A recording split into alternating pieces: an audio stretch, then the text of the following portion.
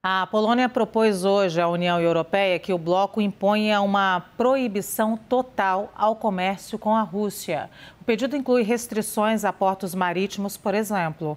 No início da semana, Estados-membros da União Europeia concordaram com o quarto pacote de sanções contra a Rússia, mas os detalhes sobre eles não foram divulgados. Além da Europa, a Rússia vem enfrentando duras sanções, a gente vem falando aqui, econômicas, também dos Estados Unidos. Vamos saber então mais sobre essa série de sanções sobre a Rússia com a nossa analista de economia, Priscila Yazbek. Oi, Priscila, bom dia. A gente fala das sanções, mas a gente fala muito de limitações a essas sanções. Os Estados Unidos nem tanto, mas por parte da Europa, por exemplo, ainda há muita dependência da Rússia, então muita dificuldade de impor essas sanções, né? Exatamente, Luciana. Bom dia a todos que nos acompanham.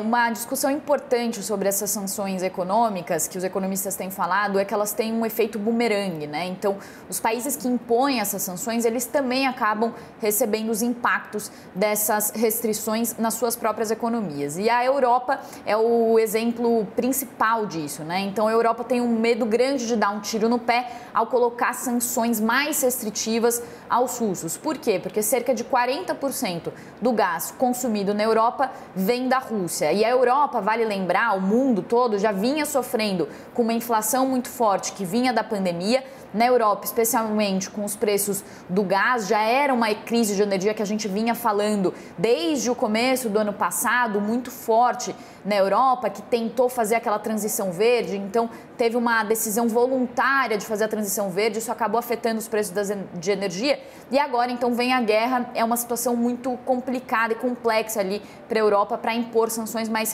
restritivas. Já os Estados Unidos conseguiram impor sanções maiores, baniram totalmente a importação de gás e petróleo russo, mas porque eles dependem menos das fontes de energia russas, cerca de 8% da energia do mercado de energia nos Estados Unidos vem da Rússia, então é uma dependência nem chega a ser uma dependência. E além disso, os Estados Unidos também têm reservas de petróleo que eles passaram a liberar justamente para conseguir evitar esse impacto maior das sanções à Rússia na sua própria economia. E aí, tem uma análise interessante a se fazer sobre a Rússia em termos de economia. Então, a Rússia é a 12ª maior economia do mundo. Ela é 25% menor do que a economia da Itália, 20% menor do que a economia do Canadá, mas essas sanções mais restritivas não acontecem à Rússia não por causa do tamanho da sua economia, mas justamente por causa do mercado de petróleo e gás e também por causa das commodities. Então, os russos são um dos principais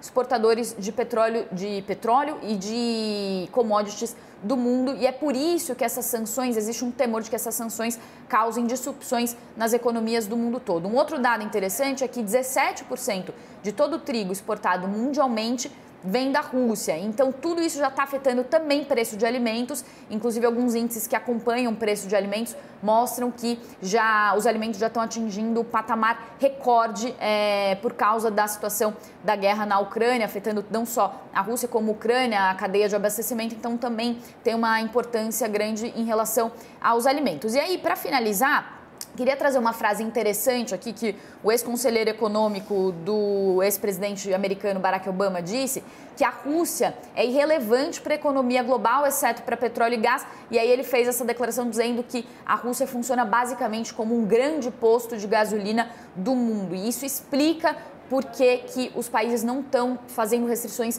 mais fortes à Rússia para tentar conter essa guerra. E é por isso que a Rússia continua avançando e atacando e seguindo com a guerra, apesar dessas sanções que ainda são consideradas insuficientes para impedir um avanço, a continuidade do avanço da Rússia sobre a Ucrânia.